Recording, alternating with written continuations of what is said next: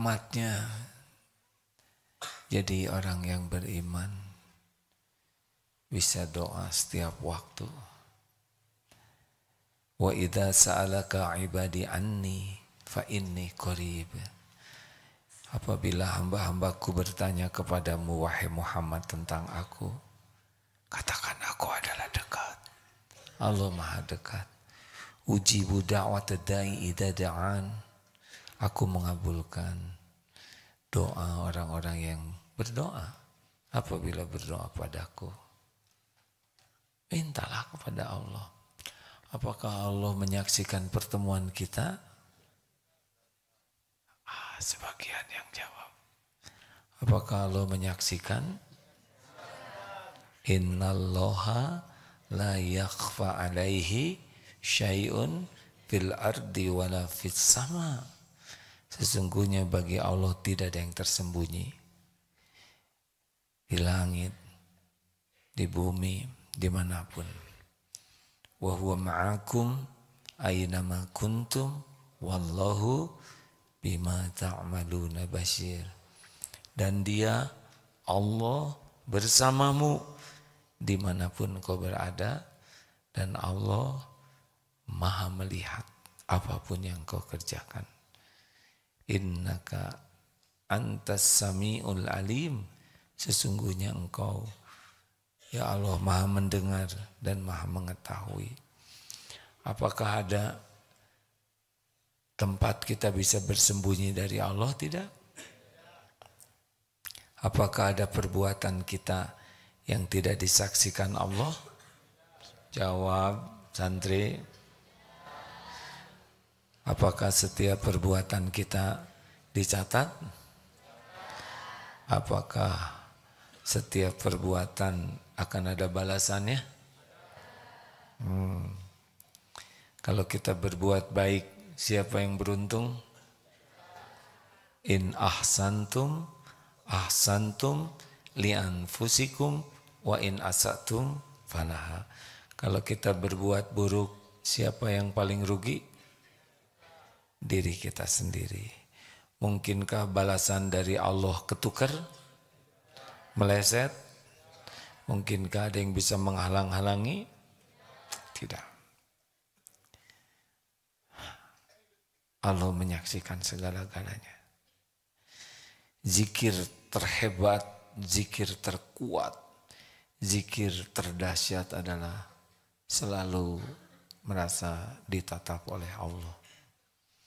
Itulah yang akan mengubah hidup seseorang. Baik Ustaz, tolong dibacakan. Kita akan membahas tentang teman-teman setan. Siapakah di antara kita yang temannya setan?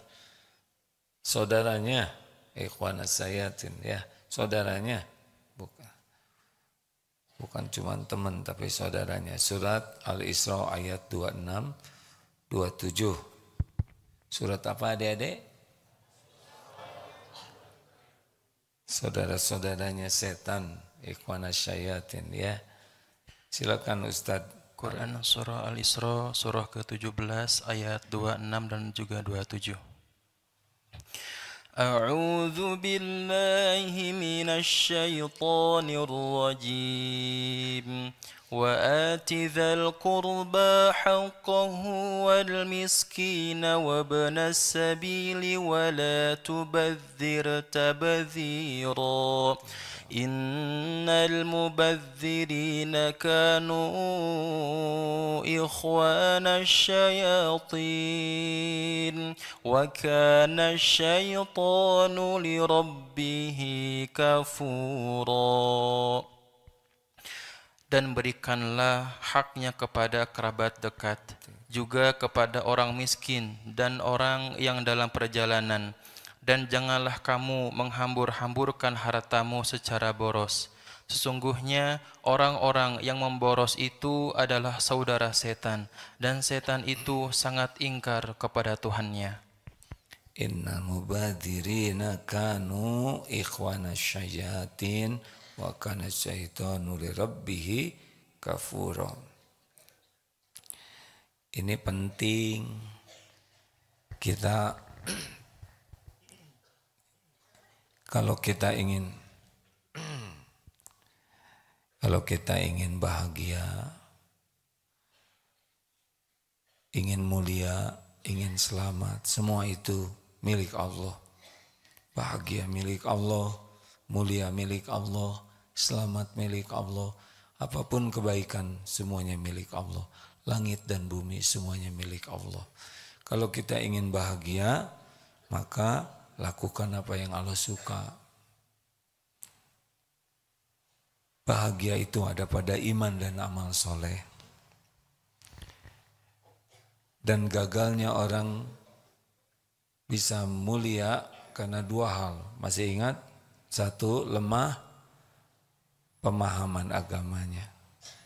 Jadi tidak kenal Allah, tidak kenal apa yang kebaikan, tidak tahu konsekuensi.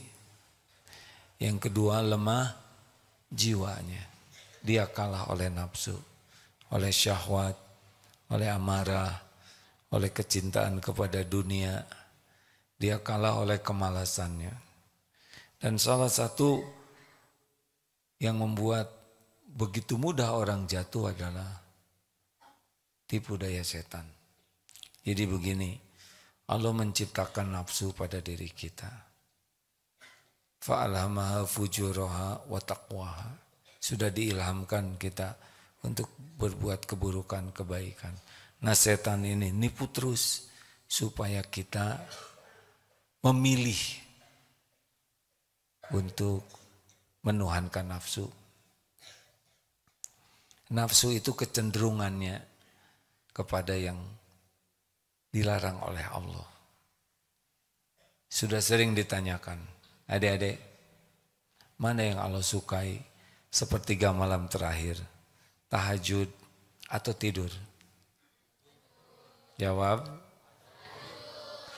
mana yang disukai nafsu, tidur atau tahajud? Nah, begitulah. Ini Senin Kamis yang tidak ada ujur, mana yang disukai oleh Allah? Saum atau banyak makan? Mana yang disukai oleh nafsu? Saum atau mengunyah terus?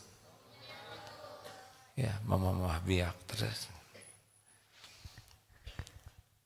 Maka orang yang bisa paham tentang bahayanya diperbudak nafsu, punya target mengendalikan nafsu. Nah, pembisiknya itu adalah setan. Tapi setan tidak bisa apa-apa selain membisiki. Dia membisiki. Baik, sekarang boros. Kita harus tahu boros dalam hal apa saja ya. Apa boros yang paling bahaya? Acungkan tangan yang tahu. Pemborosan apa yang paling bahaya dalam hidup kita? Halo? Boros waktu. Cerdas, Masya Allah. Boros waktu. Karena waktu ini modal kita. Waktu ini syariatnya akan menghakimi kita. Allah bersumpah berulang-ulang dalam menyebutkan waktu, wal asr, wal laili, wan nahar, dan lainnya. Jadi kalau orang sudah main-main dengan waktu itu nasibnya sudah kelihatan. Karena waktu itu menghakimi syariatnya ya. Waktu digunakan sia-sia, dia manusia sia-sia. Waktu digunakan untuk dosa, dia jadi hina. Waktu digunakan oleh yang manfaat, dia jadi mulia. Jadi hati-hati, satu hari 24 jam sama, benar? Presiden 24 jam. Wakil presiden 24 jam. Yang hafal Quran 24 jam. Yang hafal Iqra jilid pertama, jilid 1, itu juga 24 jam. Semua orang diberi jatah yang sama. Yang sukses adalah ingat yang bisa melakukan percepatan diri. Masih ingat? Waktu sama, isi beda. Ulangi. Yang mantep. Orang lain misalkan waktunya sama sepertiga malam terakhir. Ada yang tidur, ada yang begadang, ada yang nonton TV, ada yang pacaran, ada yang berbuat maksiat, ada yang tahajud. Waktu sama, isi beda. Subuhnya sama, ada yang sholat sendiri di rumah, ada yang berjamaah di rumah, ada yang tidak sholat, ada yang sholat di masjid. Waktunya sama, isinya beda.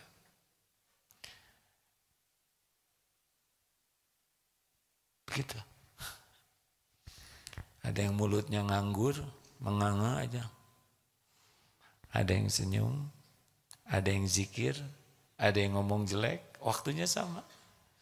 Ini nih sekarang kita waktunya sama. Shhh, santri, ada yang memperhatikan, khusyuk, ada yang serius, ada yang setengah-setengah serius, karena dia fly, ya, leng.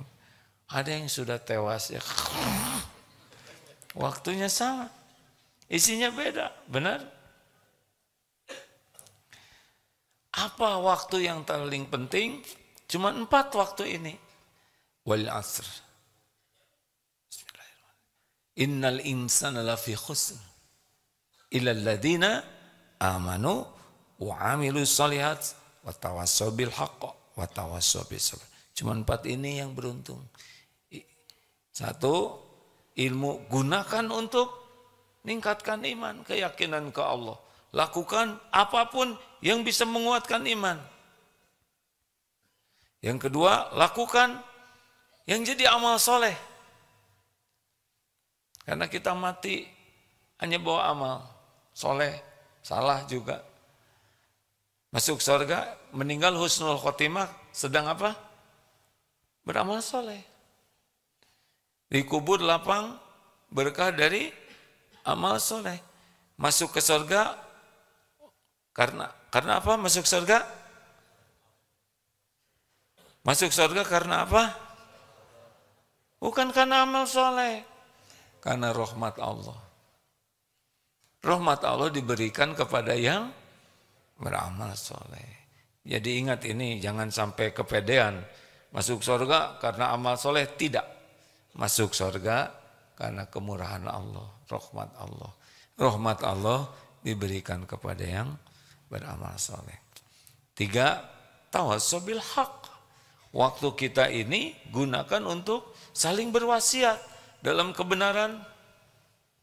Kita senang nerima nasihat, kita bisa menyampaikan nasihat. Ini baru berguna nih waktu. Yang keempat, mujahadah. Tawassaw bis sabr. Tiap waktu latihan. Latihan apa? Latihan sabar. Sabar itu apa? Menahan. Latihan menahan pandangan, menahan lisan, menahan pikiran, menahan keinginan. Latihan sampai nanti yang kita lakukan adalah yang Allah sukai. Itu sabar. Semua orang jatuh karena tidak sabar. Tidak sabar jaga lisan, tidak sabar jaga pandangan, tidak sabar dengan keinginannya. Benar? Tidak sabar dengan amarah, tidak sabar dengan syahwat, tidak sabar dengan hobi. Hobi itu harus sabar. Kalau tidak sabar, berapa banyak yang waktunya habis oleh hobi. Jadi hati-hati dalam menggunakan waktu. Bicara perlu pakai waktu tidak? Hati-hati bicara. Lihat sesuatu pakai waktu tidak? Ini pakai waktu dia. Mikir pakai waktu. Harus jadi orang pelit. Pelit menggunakan waktu untuk hal yang tidak ada manfaatnya. Nah sekarang apalagi yang boros, yang bahaya selain waktu? Apalagi? Halo? Adik-adik ayo dong gunakan Oke, lagi nyari juga nih. Ayo boros apa bah? Boros tenaga. Gimana boros waktu tenaga? Iya, tiba-tiba mikul bata ya kan. Boros tenaga gimana bah? Ini tubuh ini milik Allah. Akan dihisab kita dengan tubuh ini. Gunakan tenaga kita untuk yang 4 tadi. Setiap bergerak pasti pakai tenaga, betul? Ada tenaga yang kita gunakan selain ibadah, tapi Allah suka sekali. Apa coba? Wallahu fi aunil abdi makanal abdu fi auni akhi. Allah senantiasa akan menolong orang yang senang menolong. Jadi gunakan hampir aja nyebut tetangga. Gunakan tetangga ini, tenaga ini hanyalah untuk ngabdi ke Allah dan manfaat untuk makhluk-makhluk Allah. Santri ingat, sudah dijalankan belum? Tidaklah meninggalkan tempat tidur kecuali sudah dirapikan. Pokoknya latihan kepemimpinan yang pertama dan utama tempat tidur. Dia tidur di sana, tapi dia tidak merapikan, pemalas. Tidak tanggung jawab, tidak tahu syukur. Berapa banyak orang yang tidak punya tempat tidur, tidak punya selimut, tidak punya kasur. Tidaklah kita keluar dari tempat tidur, bukan keluar ya. Tidaklah kita meninggalkan tempat tidur kecuali sudah harus dirapikan. Tidaklah keluar dari toilet hammam kecuali hammam ya, gosek, digosok ya. Ini diulang-ulang. Pokoknya kalau udah pakai toilet dimanapun, bukan hanya di pesantren, kalau ada sikat di sana, sikat. Walaupun hanya BAK, tetap kita udah ngotorin. Kita tidak boleh meninggalkan beban bagi siapapun. Kotoran. Gosek, beberapa detik saja.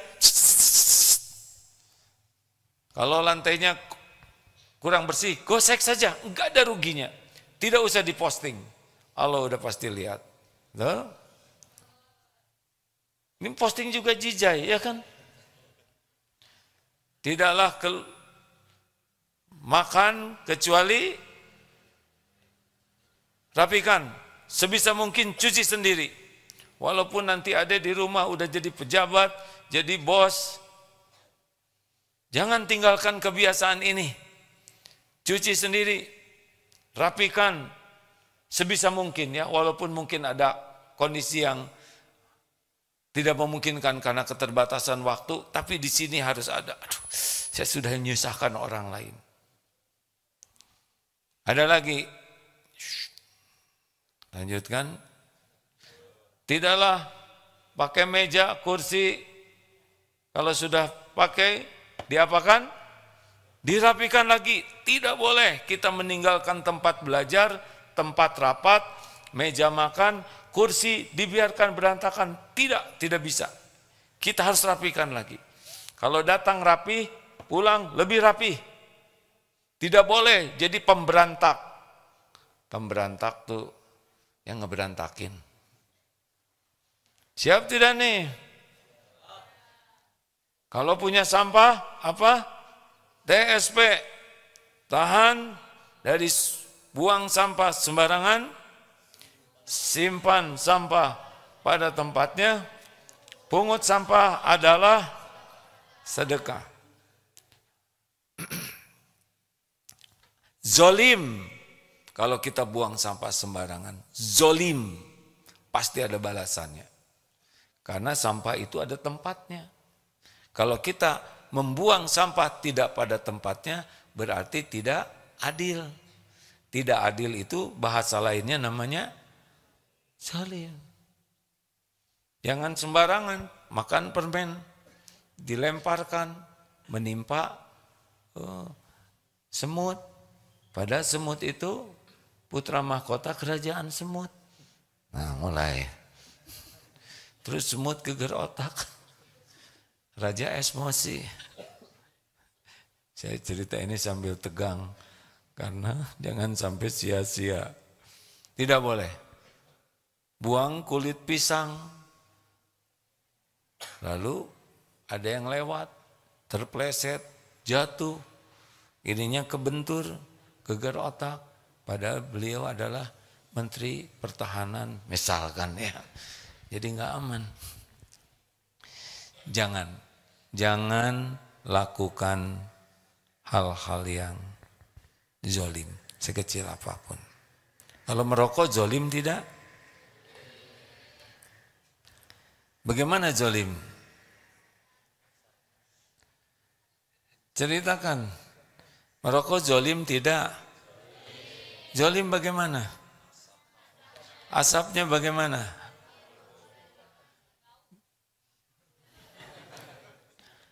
Dengar, paru-paru ini milik siapa? Paru-paru ini sukanya diberikan udara yang baik atau udara yang buruk?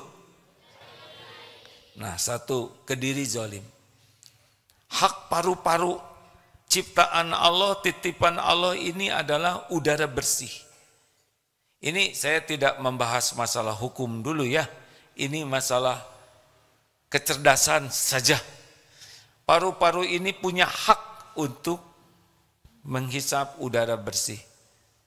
Kalau kita menghisap, berarti kita sudah menzolimi paru-paru titipan Allah ini. Itu merokok harusnya ditelan. Gelek begitu. Tapi terjadi dikeluarkan. Ternyata perokok pasif itu bisa lebih terzolimi. Kediri zolim, ke orang lain zolim. Merokok bagus atau tidak bagus? Ada perokok yang mengatakan merokok itu bagus. Kalau merokok itu bagus, kenapa istrinya tidak disuruh merokok? Ya. Kenapa cucunya yang baru lahir itu tidak dibawelin rokok? Ayo cu, ngerokok. Tidak mau. Kenapa? Anak kecil cucunya, anaknya tidak disuruh merokok. Kenapa istrinya tidak disuruh merokok? Karena tahu merokok itu tidak baik. Tapi kenapa ada yang merokok? Saya husnuzonnya, yang merokok itu ingin berhenti. Tetapi sudah kadung ketagihan dan ingin berhentinya kalah oleh ketagihannya. Karena banyak yang merokok berhenti. Sadar itu. Ini jebakan. Jadi kalau lihat yang merokok, kita doakan. Ya, jangan diremehkan, jangan direndahkan, tapi didoakan. Ingat posisi kita bukan untuk menghakimi orang lain, tetapi untuk membantu. Siapa tahu dengan doa. Doanya apa? Sing pahit aja, sing pahit, sing pahit. Mana orang suka yang pahit-pahit? Gunakan tenaga, apalagi yang keseharian dengan kita, jangan boros makanan. Ambil makanan secukupnya. Lebih baik nambah daripada bersisa.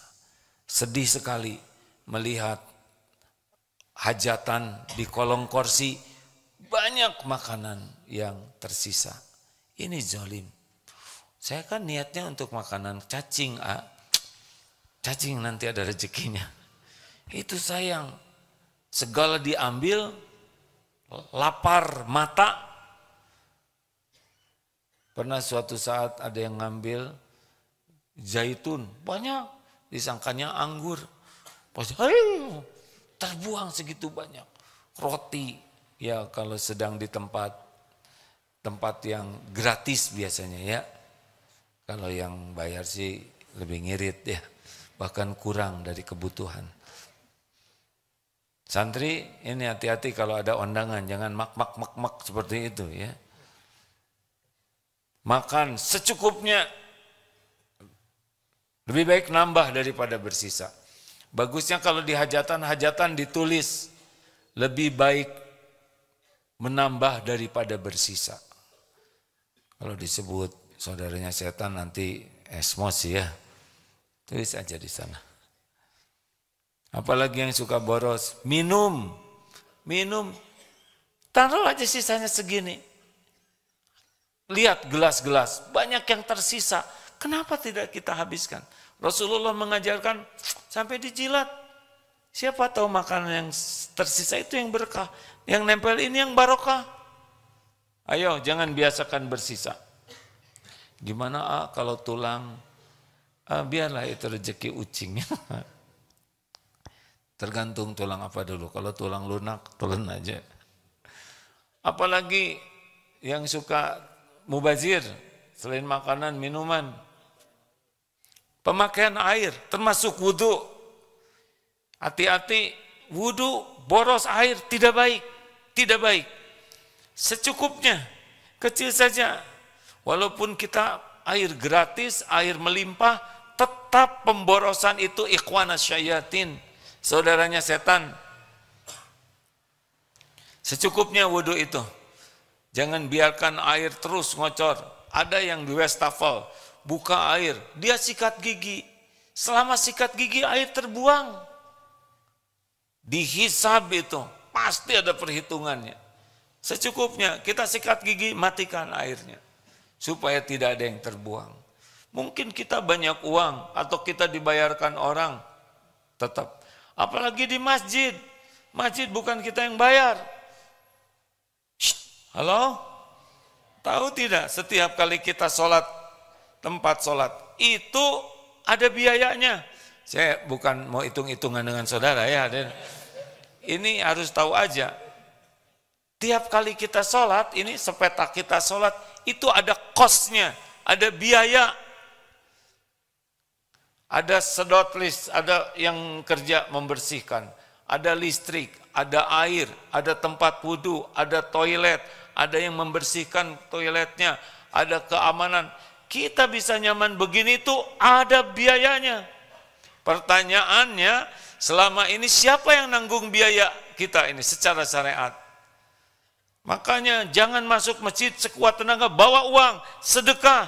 Minimal kita tidak dibayarin orang.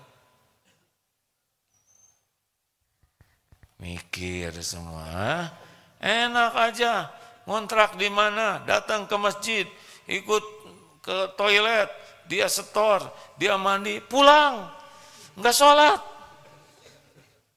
Allah tahu ini, serius. Sama keundangan juga, enggak diundang, enggak apa, datang, salaman, bawa amplop kosong, milih makanan, semua yang disukai. Enggak halal. Kenapa jadi mikir begini? Pernah ya. Apalagi jangan boros air ya. Mandi dulu, sekarang di Darut Tauhid ini juga sudah dihitung berapa air wudhu yang pas, berapa air mandi yang pas. Dulu santri itu mandi itu pakai gayung. Dilubangin. Supaya terukur. Gayungnya besar Pak, kalau gayung kecil gimana? Dilubangi, jadi mandi itu terukur, tidak boros. Mandi, waduh berat nanti, semuanya akan dihisab. Apalagi listrik, berapa banyak yang nyala terus. Padahal tidur itu yang paling bagus, gelap gulita. Makin gelap gulita sebetulnya makin sehat untuk kita. Allah menciptakan malam itu tidak hanya malam gelap, tapi juga ternyata tubuh ini kalau tidur dalam keadaan gelap itu lebih, yang saya tahu dari artikel ya, lebih membantu recovery tubuh ini. Mau ngapain juga dinyalakan, kan kitanya tidur, ya. Halo? Di Australia, Pak, yang dapat saya lihat di sana, gelap. Rumah-rumah tuh gelap, yang nyala cuman orang Asia. Di sana gelap, dimatikan betul, gelap sepanjang jalan kecuali lampu yang ada di umum. Itu juga redup lagi. Takut. Justru gelap nggak kelihatan, ya kan? Yang nakut-nakutinnya. Aneh. Kan kita takut tuh ngelihat sesuatu. Nah kalau gelap kan dia kasihan. Yang nakut-nakutinya nggak kelihatan. Nggak kelihatan ya. Tapi ada suaranya, ya tutupin juga telinga. Aneh pisan. Jin itu ciptaan siapa? Ya udah kalau kita mau tidur baca ayat kursi, dia nggak mempan. Oleh Allah dilindungi, kita tidak akan diganggu. Daripada kita nyalain lampu, coba nanti dicek seminimal mungkin ya, nyala AC, kita pergi AC nyala terus, itu dihisab nanti, dihisab. Walaupun kita sanggup bayar, itu tetap mubazir. Apalagi, ayo, kan? Uang, belanja, ya belanja, itu sering mubazir. Apalagi sekarang sedang banyak belanja online, segala barang ada, apalagi sedang diskon, itu udah. Sedang diskon itu kecenderungannya membeli barang yang tidak perlu. Sekarang lihat di rumah masing-masing, berapa banyak barang yang tidak kita perlukan, yang kita beli, dan udah ada nggak kepake. Benar? Ayo, gimana dong yang sudah ada? Ya usah, kita bagikan aja lah. Sayang dong, ya udah dijual lagi. Harus punya keberanian untuk melepas. Nanti gimana kalau perlu beli lagi. Nanti belum tentu ada, kamu juga belum tentu hidup. Ya, benar? Apalagi bungkus usahakan recycle ya, reuse. Botol, nggak usah beli botol yang ada, kalau bisa bawa tumbler sendiri. Tas, bawa tas sendiri. Sekarang banyak tas yang bisa dilipat, sehingga kita tidak membuang sampah. Mubazir, sia-sia. Ayo tambahin apa lagi? Pakaian, gimana pakaian? Terlalu banyak stok di lemari, tapi yang dipakainya itu lagi kan? Karena yang baru sayang, takut disetrika jadi jelek, ya kan? Jadi ada yang bajunya banyak, tapi yang dipakai itu lagi sampai lepet. Kenapa baru? Sayang lah itu. Udah gitu mati ya.